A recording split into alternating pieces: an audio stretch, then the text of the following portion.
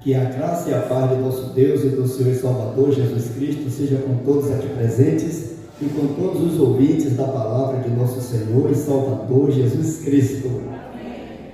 Com a ciência de que estamos no ano da graça e que a graça é validada para ser compartilhada, nós temos neste mês de julho, já quase finalizando, o tema que a graça foi oferecida para vivê-la em santidade. E essa santidade já deve ser compartilhada desde a adolescência por aqueles que de alguma maneira já tiveram o privilégio de conhecer a palavra de Deus nessa faixa etária. Amém? E o nosso tema tem o texto que o baseia em 1 Pedro 1, 13 e 15, que diz: portanto, cingindo os lombos do vosso entendimento, sede sóbrios, e esperai inteiramente na graça que se vos ofereceu na revelação de Jesus Cristo. Mas começando, aquele que vos chamou, sede vós também santos em toda a vossa maneira de viver. Então a graça ela foi validada para isso, a graça foi oferecida para que a gente a viva com santidade. E nós aprendemos que a santidade de Deus é fundamentada na própria palavra que nos foi revelada nas Escrituras Sagradas e no próprio Jesus Cristo, que é a palavra que encarnou.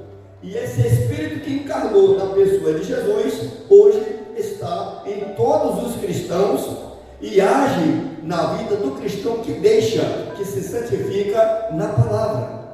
Como as Escrituras Sagradas têm traduções para quase todas as línguas, a gente tem o privilégio de conhecer o que Jesus foi na carne, a gente conhecer desse livro escrito, para que a gente raciocine de acordo com o Espírito Santo. Para esta semana, na graça, adolescentes fiéis captam a santidade dos pais.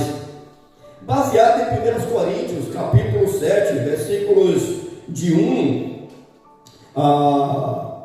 versículo 7 e 1 e versículo 7 de 12 a 16, né? Mas a gente vai focar só o versículo 1, o 13 e o 14, bem resumido, para dar a ideia do que nós estamos tratando, e que foi muito bem trabalhado aqui no domingo passado pelo nosso pastor Rivaldo. Diz assim o texto: sempre dou graças ao meu Deus por vós, pela graça de Deus que vos foi dada em Jesus Cristo, porque o marido descrente é santificado pela mulher, e a mulher descrente é santificada pelo marido crente. De outra sorte, os vossos filhos seriam imundos, mas agora são santos. Então vem agora a nossa meditação nesse sentido. Santidade não é título de quem aceitou a graça, é sim a conduta do caráter adquirido de quem a recebeu do Espírito de Cristo. Assim, a santidade de um dos pais contagia os filhos que amam a Deus, como se deu na adolescência de Timóteo, filho de mãe crente e pai grego, conforme Atos 16:1 e 2 Timóteo 1, de 5 a 9. Graças a Deus, há cristãos agradecidos a seus pais pela graça da santidade recebida deles na adolescência, conforme Provérbios, capítulo 4, 1 a 5 e 14, que é o testemunho de Salomão, diante de uma família completamente destroçada, mas que ele observava não os problemas da família, mas a santidade que o pai tinha nas palavras que o conduzia, porque quem nos santifica é a palavra. Amém? E Salomão observou isso e disse: quando ele era menino, no colo de seu pai, tenro e único de sua mãe, o seu pai lhe dava conselhos, e esses conselhos serviram para que ele se tornasse um grande homem e o rei mais sábio de Israel. E para hoje nós temos a seguinte reflexão: adolescente capta a santidade dos pais e apraz a Deus. Então o adolescente pega a santidade do pai, percebe assume e agrada a Deus. Amém? Tinha Josias 8 anos de idade, não era nem adolescente ainda, quando começou a reinar, e reinou 31 anos em Jerusalém. E era o nome de sua mãe Jadida, filha de Adaías de Boscate, e fez o que era reto aos olhos do Senhor, e andou em todo o caminho de Davi seu pai, e não se apartou dele, nem para a direita, nem para a esquerda. Sucedeu que nos anos 18º do rei Josias, o rei mandou ao escrivão Safã, filho de Azalias, filho de Mesulão, à casa do Senhor, dizendo: sobe a Ilquias, o sumo sacerdote, para que tome o dinheiro que se trouxe à casa do Senhor, o qual os guardas do umbral da porta ajudaram do povo, e que eu dei nas mãos dos que têm cargos da obra, e então estão encarregados da casa do Senhor, para que o dei àqueles que fazem a obra que há na casa do Senhor, para repararem as fendas da casa, aos carpinteiros, aos edificadores e aos pedreiros, e para comprar madeira e pedras lavradas para repararem a casa. Porém, não se pediu conta do dinheiro que se lhes entregara nas suas mãos, porquanto procediam com fidelidade. Que Deus nos dê entendimento da sua palavra. Amados, baseado no texto que dá origem a essas pregações, ao tema da semana, na graça, adolescentes fiéis captam santidade dos pais. Nesse texto tem uma palavra muito forte, que diz assim: olha, se o marido crente santifica a mulher não crente, e a mulher crente santifica o esposo não crente, na sua convivência. Caso contrário, se nenhum dos dois fosse crente, os filhos seriam o quê? Pode falar, gente, como é que está escrito na Bíblia? Imundos. Mas, pelo fato de um dos dois proclamarem a palavra de Deus, se santificarem na palavra de Deus, os filhos também são santificados. Isso mais uma vez confirma que o fato de ser adolescente, de ser criança, não é salvo coisa nenhuma. Esse texto está deixando bem claro que se não houver uma santificação, se os pais não se preocuparem em dar testemunho da palavra de Deus para seus filhos, crianças e adolescentes, eles são imundos. Não tem nada de santo, não tem nada de salvo, não tem nada de Deus. Porque a santidade vem, a salvação vem de ouvir a palavra. A fé vem pelo ouvir e ouvir da palavra de Deus. E só é salvo que se converte ao Senhor Jesus Cristo. Ou seja criança, ou seja adulto, ou seja lá quem for. Não há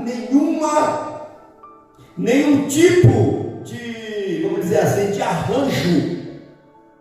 Não há jeitinho brasileiro para salvar alguém fora de Cristo. Não há jeitinho para ninguém. E é por isso que o adolescente deve prestar atenção nas palavras e na conduta espiritual, ou de seu pai ou de sua mãe que for crente. Porque muitos ficam olhando os defeitos do pai, os defeitos da mãe, para depois dar passar na cara. Salomão não fez isso. Tanto que o pastor Rio ainda frisou aqui que alguém disse por aí que a família de Davi foi um péssimo pai.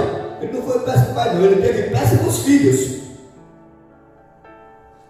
Porque Davi viveu a vida inteira profetizando, usando da palavra do Senhor, vivendo nessa palavra.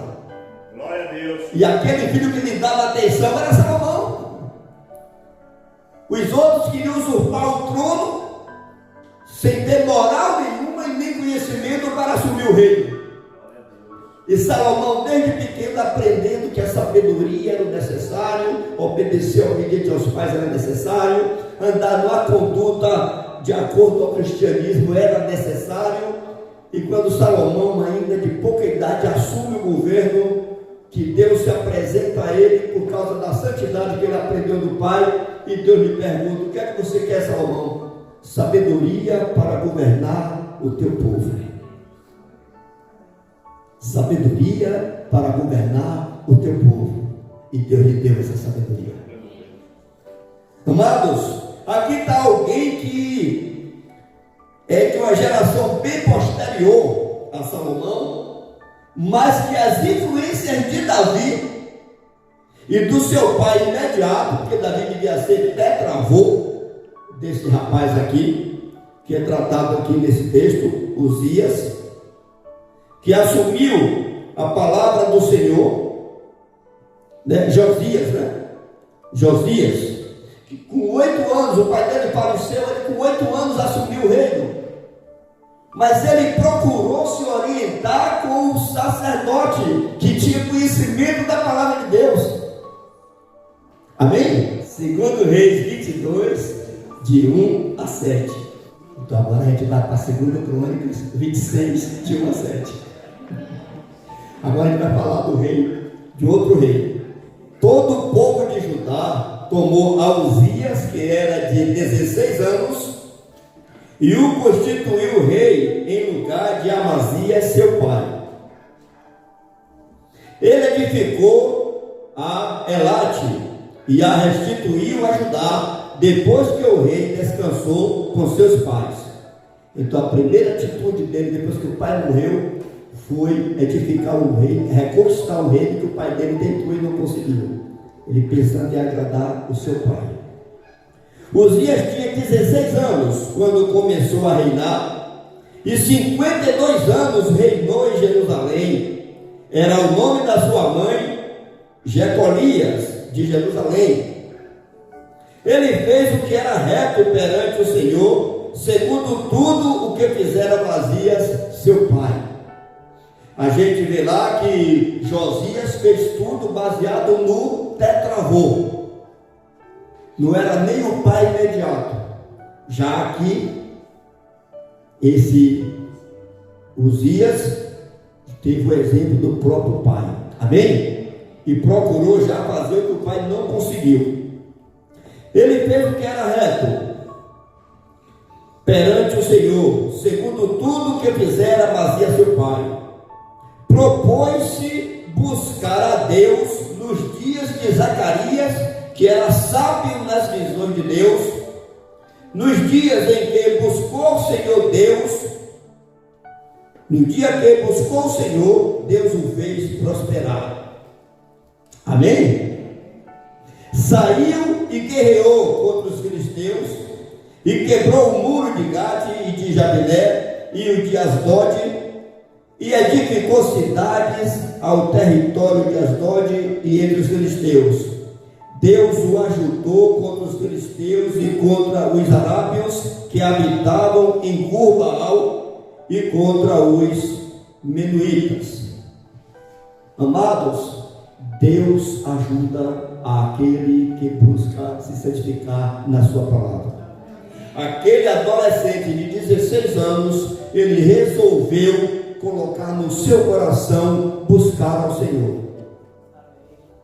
Essa pessoa, esse adolescente chamado Uzias, a gente vê que ele procurou se orientar com quem tinha competência e era perito nas visões do Senhor, era perito na palavra do Senhor.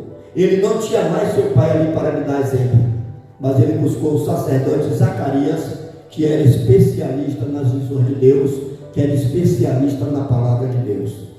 E assim, amados irmãos, precisamos avaliar cada vez mais como nos comportamos diante de nossos filhos adolescentes.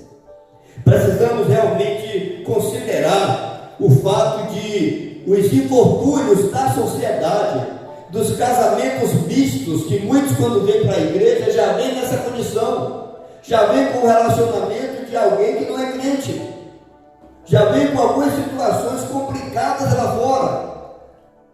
Só que tem um segredo: é só você se santificar na palavra. Porque a sua santificação da palavra vai dar aos filhos que são fiéis a Deus, os filhos que amam a Deus, a opção de se santificar pelo seu exemplo. É por isso que Deus não manda, ninguém está provocando ninguém. Deus não manda marido provocar mulher, Deus não manda mulher provocar marido. E o meu testemunho para a glória do meu Deus com Fátima, que foi há cerca de quase 40 anos atrás, quando eu me converti, foi que naquele tempo as mulheres da igreja, as senhoras, elas diziam assim: olha, quem manda na casa é o marido, viu? Mande sua mulher na igreja. Assim mesmo, era dessa maneira que se fazia. Pelo menos lá onde eu morava. Olha, quem manda é o homem. Eu era crente, não, ela tem que vir. Aí esse negócio insistiu, aí marcaram o culto lá em casa, a Fátima quase botava todo mundo para fora. E aí eu cheguei na frente de todo mundo e disse: Fátima, aqui quem manda sou eu.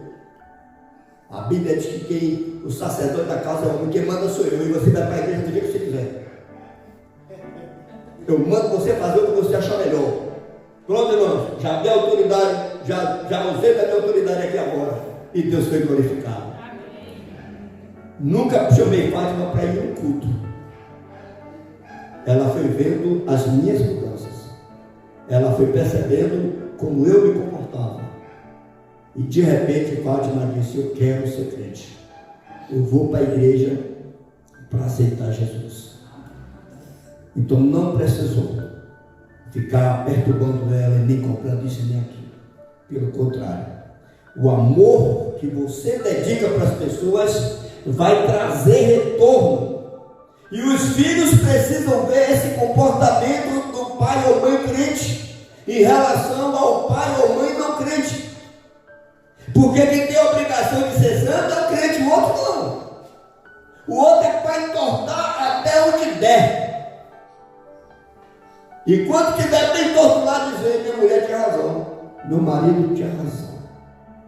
E aí já sabe onde encontrar a graça de Deus. Só que os filhos vão observar esse comportamento do pai ou mãe crente. Aqueles filhos que amam a Deus, como Salomão amou, como aqui Uzias amou, ele se propõe no coração, como diz o texto, né? Se propôs no coração a servir a Deus, como diz no versículo 5.